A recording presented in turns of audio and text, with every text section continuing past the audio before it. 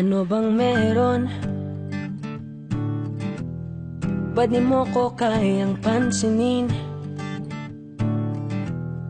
Pangit ba ko sa iyong paningin? Ano bang meron?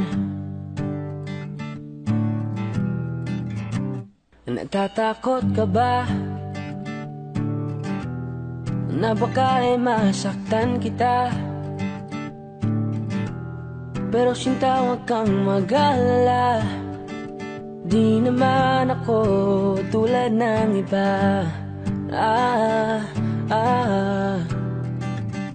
Wala man akong magagarang kotse, wala rin akong perang marami, pero ang kaya kong ibigay ay ang puso ko. Kaya sana naman ako'y pagbigyan mo na sana ako.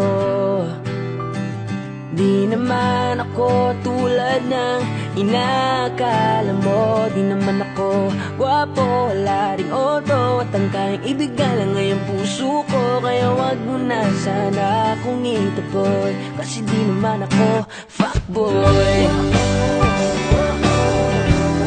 Di naman ako fuckboy.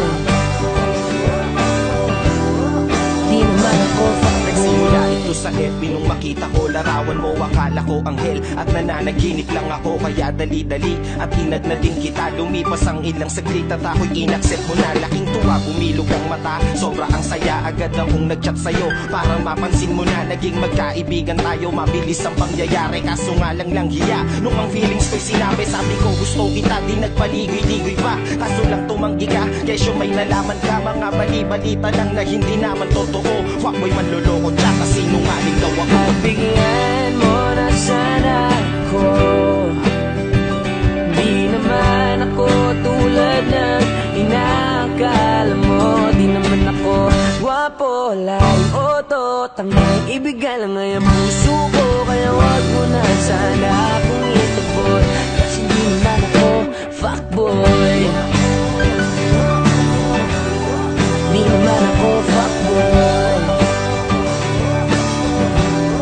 Di naman ako fuckboy. Hirap daw kasi magtiwala, hindi din madali ang maniwala sa mga pangako na maaari kong bitawan. Kaya sana naman ay paniwalaan. Pagbigyan mo na sana ako. Di naman ako tulad ng inakala mo. Di naman ako gwapo, laring auto, tangkang ibigay lang ay ang puso ko. Kaya wag mo na sana akong itaboy, kasi di naman ako fuckboy. Di naman ako fuckboy.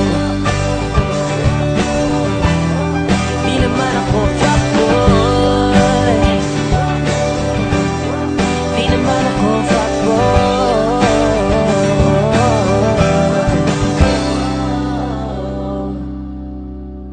Pagbigyan mo na sana ako. Di naman ako tulad ng inakala mo. Di naman ako gwapo, wala ring auto, at ang kayang ibigay lang ay ang puso ko. Kaya wag mo na sana akong itaboy, kasi di naman ako fuckboy.